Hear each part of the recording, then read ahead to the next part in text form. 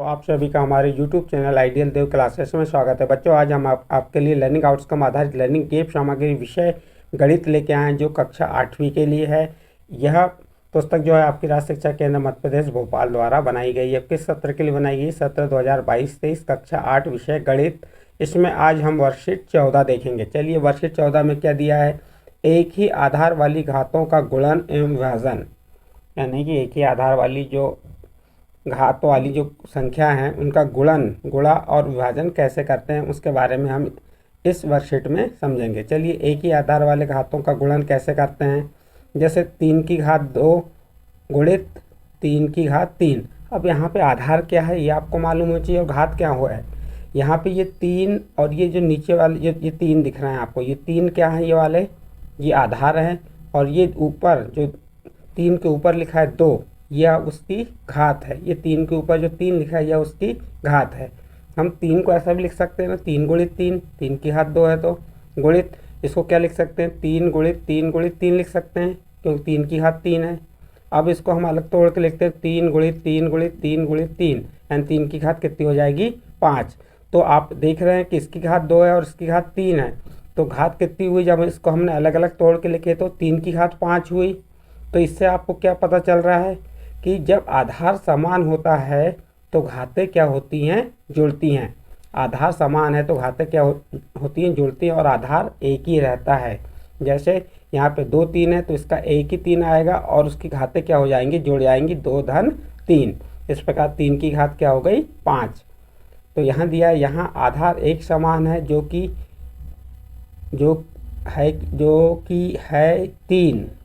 यहाँ आधार एक समान है जो कि है 3, जो यहाँ पर घातों का होगा योग। तो अब देखते हैं यहाँ पे, प्रयास कीजिए इससे संबंधित कुछ प्रश्न दिए हुए हैं, उन प्रश्नों को देख लेते हैं हम। क्या दिया है? प्रयास करें। प्रश्न नंबर 1, ध्यान दीजिए इसमें। यहाँ पे दिया है 7 की घात 4 और 7 की घात 3।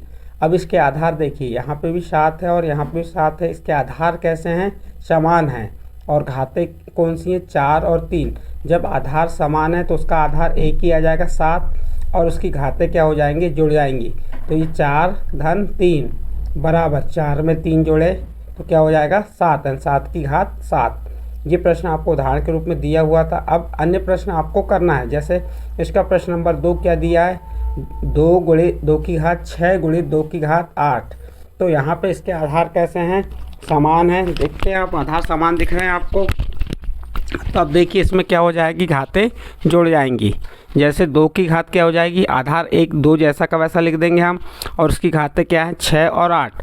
तो ये 6 में 8 को जोड़ दीजिए, 2 जैसा का वैसा, 6 में 8 जोड़े कितना हो गया? 14।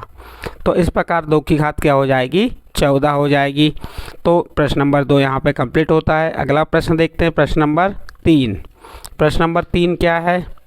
5 की घात 5 गुणित 5 की घात 9 बराबर। तो देखिए यहाँ पे भी दोनों के आधार कैसे हैं? समान हैं।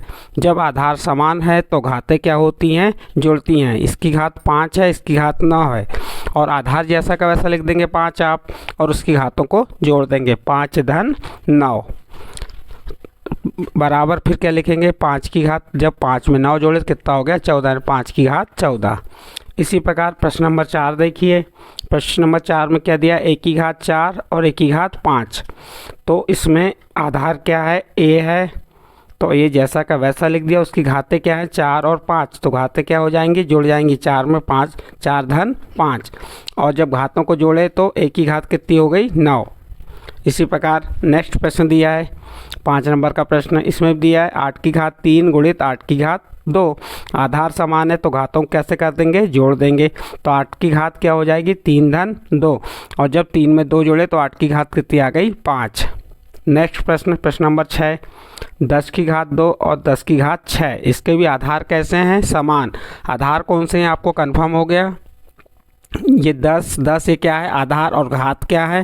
जो उनके ऊपर लिखी हुई रहती हैं, जैसे 2 और 6। तब इसके आधार कैसे हैं? समान है।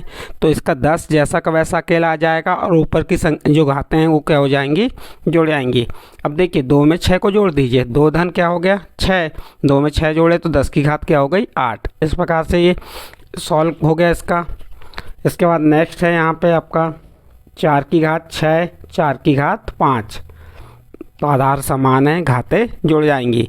तो घात क्या है, 6 और 5, 6 में 5 को जोड़ दिए तो 6 में 5 को जोड़े तो 4 की घात 11 हो गई।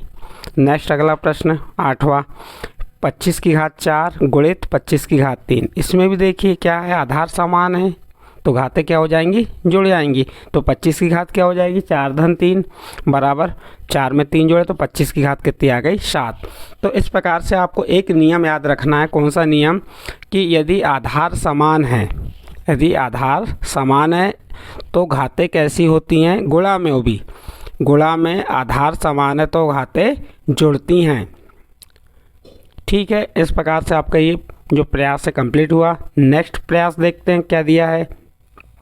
इसमें दिया है एक ही आधार वाली घातों का विभाजन यानी भाग। एक ही आधार वाली जो घातें हैं उनका भाग कैसे करना है उसके बारे में बताया। देखिए यहाँ पे इसको तोड़ के बताया, 5 की घात 6 भागित 5 की घात 2। तो 5 की घात 6 भागित 5 की घात 2 बटे में लिख दिए। 5 कितने बार है, 6 बार, 1 2 3 4 5 6। और नीचे 5 कितने, 5 की घात कितनी है, 2, तो कितने बार लिखेंगे, 2 बार।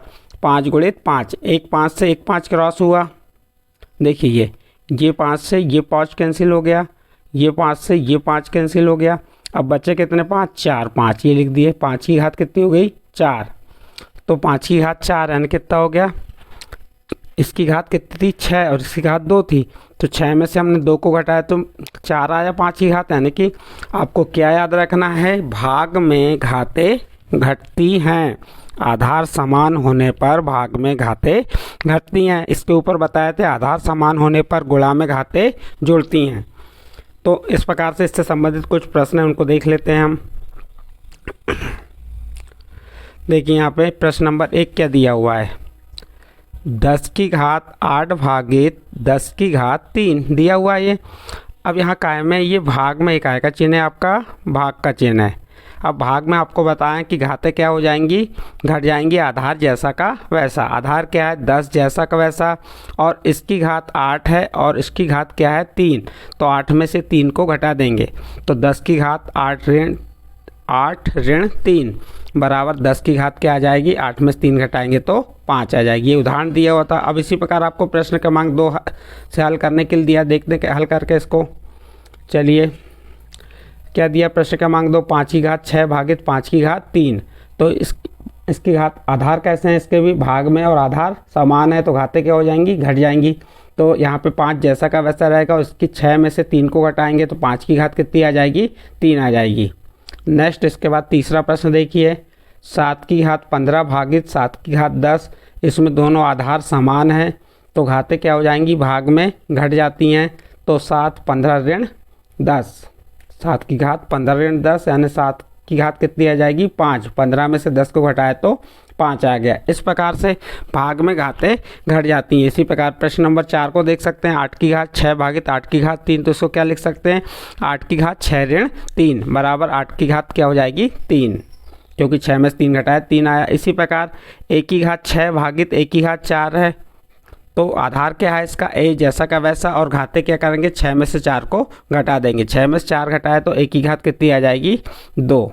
इस प्रकार से प्रश्न हल हुआ। नेक्स्ट इसके बाद अगला प्रश्न है, देख सकते हैं आप, इसमें थोड़ा सा ये प्रश्न को उसने घुमा दिया है, इस पर ध्यान देंगे आप। प्रश्न नंबर 6 देखिए, प्रश्न नंबर 6 में क्या दिया हुआ है, 100 की घात 9 और 10 की घात 8। अब क्या यहाँ पे आधार समान है क्या, नहीं है। तो हम क्या करेंगे, आधार समान करेंगे। 100 किसका वर्ग होता है, 100 10 का वर्ग होता है, क्योंकि 10 लाना है हमें तो 10 का वर्ग होता है। तो हमने ये 10 का वर्ग लिख दिए, 10 की घात 2 और पूरे की घात 9 भागित 10 की घात 6। अब ये घात की घात है, जब घात की घात रहती है तो गुणा होता है। तो यहाँ 10 की घात कितनी हो जाएगी, 18 भागित 10 की घात 6 हो गई। अब यहाँ पे इसके आधार कैसे हो गए, समान हो गए। जब आधार समान हो गए तो अब हम क्या करेंगे, घातों को घटा देंगे। तो ये 10 लिख दिया और इसकी घात 10, 18 है, उसकी घात 6 है, तो 18 में 6 घटाए 10 की घात 12 आ जाएगी। तो इस प्रकार से इस प्रश्न को हल करना है। बाकी आपके 7वां प्रश्न 8वां प्रश्न सब अभी जैसे हमने पहला दूसरा तीसरा चौथा प्रश्न किए वैसे ही। जैसे यहाँ पे देखिए 25 की घात 10 भागित 25 की घात 6। दिया हुआ है यहाँ पे आधार समान है, भाग में है, इसलिए क्या हो जाएगी, घातें घट जाएंगी। तो 25 की घात क्या हो जाएगी, 15 ऋण 5, फिर बराबर 25 जैसा का वैसा, 10 में से 5 घटाए तो 5 आ गया। इसी प्रकार यहाँ 77 की घात 4 भागी 77 की घात 2 दिया है। अब इसके आधार समान है तो इनकी घातें क्या होंगी, घट जाएंगी। घात क्या है, 4 और 2, तो 77 की घात क्या हो जाएगी, 4 ऋण 2 बराबर 4 में से 2 घटाए तो कितना आया, इसकी घात 2 आई, 77 घात 2 आ गई। इस प्रकार से हमने क्या सीखे इस वर्कशीट में। इस वर्कशीट में हमें एक ही आधार वाली घातों का गुणन यानी गुणा विभाजन यानी भाग कैसे करना है यह सीखे। और यदि आपको इन्हीं प्रश्नों को और अभ्यास करना है तो अपनी कक्षा 7वीं की पाठ्य पुस्तक में पाठ 13 में देख सकते हैं, इस प्रकार के घातांक वाले प्रश्न दिए हुए हैं जिसमें आप गुणन और भाग से संबंधित और प्रश्नों को हल कर सकते हैं। इस प्रकार से आपकी वर्कशीट कौन सी कंप्लीट हुई, यहाँ पे वर्कशीट 14 कंप्लीट होती है। वर्कशीट 14 में आपको हमने जो घातों का गुणन और विभाजन बताया, यदि ये समझ आया है तो आप हमारे चैनल को सब्सक्राइब जरूर कीजिए, लाइक कीजिए एवं अन्य ग्रुप में शेयर कीजिए।